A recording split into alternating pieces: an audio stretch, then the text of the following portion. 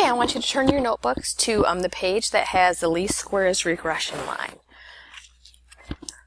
So a lot of times what you're going to find for the least squares regression line that this is abbreviated LSRL. Now, first of all, what is the least squares regression line? Okay, so what that's going to be, I'm going to go and zoom in. It's the line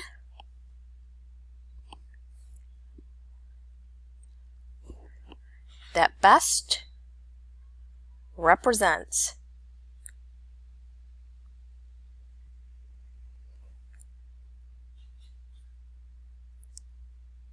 the linear relationship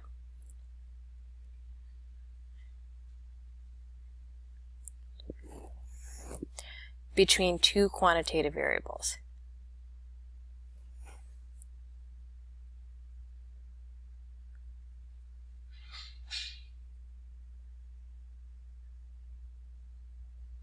Okay, so when we were doing scatter plots, I drew lines in. You can see there's one drawn down here. It's going to be, what we're finding is the equation of line that best represents that data. Okay, so what the least squares regression line attempts to do is minimize the error.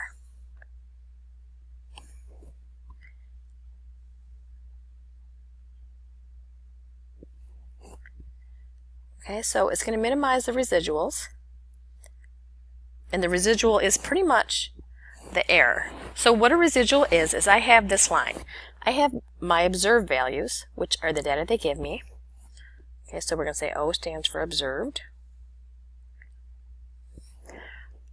And then what I do with that value is I'm going to take it, this should be a subtraction, and I'm going to subtract the predicted value. Okay, and that's what your least squares regression line does. What that equals is your residual. That's how much your prediction is off. Okay, and sometimes you're going to see the R for the residual. I probably should have done the error there. Okay, so your residual is the observed value, the values you give you, minus the predicted value, which would be the value that you get from your line, and that gives you the residual. Now, the question is, how do I calculate this value? So this is a formula that is important that you know. If you look on your formula sheet, they are going to give you a couple of different formulas here. So I'm just showing you the formula sheet in your notebook, and then we're going to reference them. You can see right here, this is my least squares regression line. Now, it's going to look a lot like y equals mx plus b, but what they do in statistics is they put the y-intercept first. So this BO is the y-intercept, and this B1 right there is the slope. And then you can see how to find each of those. They give you the formula for all of those. So what we're going to do is we're going to calculate it by hand, and then I'm going to show you how to calculate it from the calculator. So I have some data down here. You need to go ahead and enter this data in your calculator if you have not done that already. So you may want to pause the video. Okay, so from that data, I would have two separate lists. I have my x values, which in this case is the temperature, and then I have my y values. Before I go on, what you're going to want to do is get some summary statistics on that data. So I'm just going to separate this here, and these are the items needed. So what I would like to do is for each list, so for my x list, get the mean and the standard deviation, and for my y list, get the mean and the standard deviation. So you can see this is the symbol for mean, and then you can see I'm using the standard deviation symbol and putting a sub x and sub y. Now this is something you can get from your calculator. We know how to do mean and standard deviation. You can do a one variable statistic for these, or do them by hand. But I'm giving you the mean and the standard deviation. Now, first thing I need for any good equation is my slope. So we're going to calculate the slope. Now, from that formula sheet, they told us that B1 equaled R times SY over SX.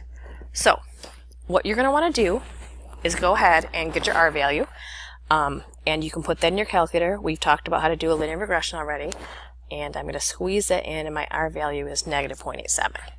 Now, before we go on, you can see I have a negative R value. That means my line should have a negative slope.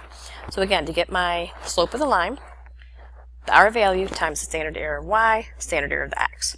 So all I'm going to do now to finish getting that slope is plug in those values. I'm going to plug in negative 0.87. The standard error of my y's was 4.2, and the standard error of my x's was 31.9. Okay, you put that in your calculator, and you're going to get that it equals negative 0.115. Okay, so that's consistent. I have a negative R. I should also have a negative slope. Okay, because I'm going to have some sort of negative correlation. Now, to get my y-intercept, they said that was the mean of the y's minus b1 times xy. So all I'm doing at this point is putting those numbers in. The mean of my y's was 5.1 minus my r, so it's minus a negative in this case, and then times the mean of the x's, which is 62.4. Okay, so again, I took that formula. This is not a formula you need to memorize. This is a formula I got from the formula sheet.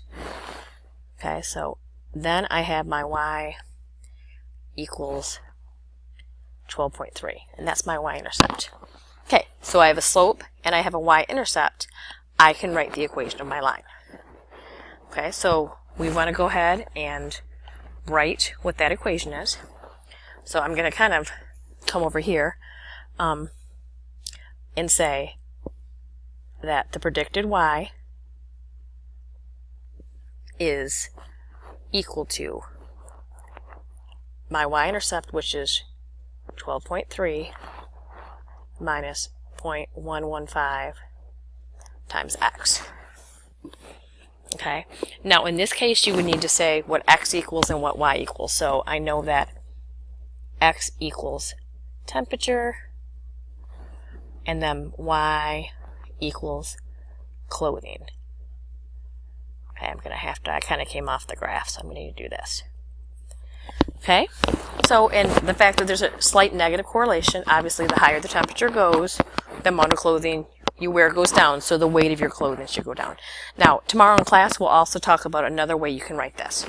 Now, we've talked a little bit about what this line needs to do. So this is a scatter plot for this data, and you can see the line coming through.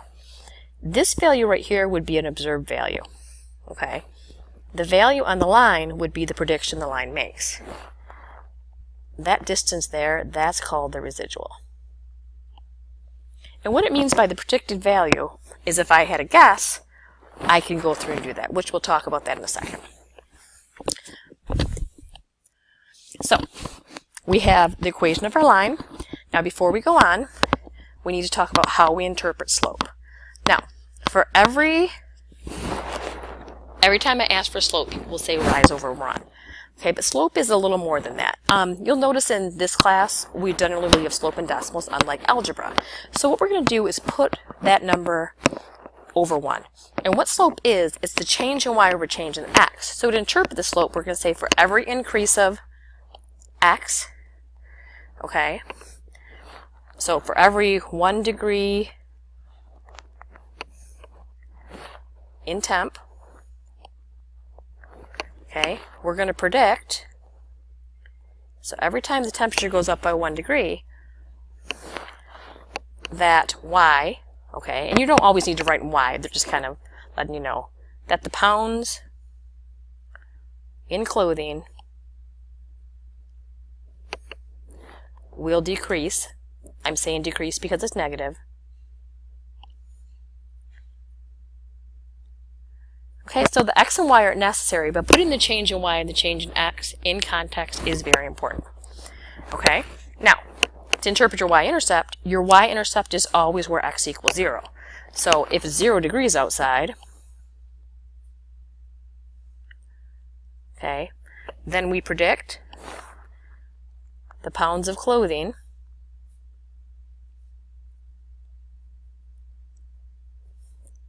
is 12.3. So again, what we're pretty much doing is putting this into context. Okay, your y-intercept is where x is 0, so if the degrees are 0, the pounds of clothing would be about 12.3. Now, the last thing I need to do is just talk about making a prediction. So, to make a prediction, my question would be, what do I think the pounds of clothing would be if the temp is 50? So if the temp is 50. Okay, so, well, temperature is X, so all I'm going to do is take my equation and put, and I just switch the order, that doesn't actually matter for this, put this in for X. Okay, or you could put the 12.3 plus the negative 1.15 times 50. Put this in your calculator. So what I'm predicting is if it's 50 degrees outside, someone would wear about 6.6 pounds of clothing.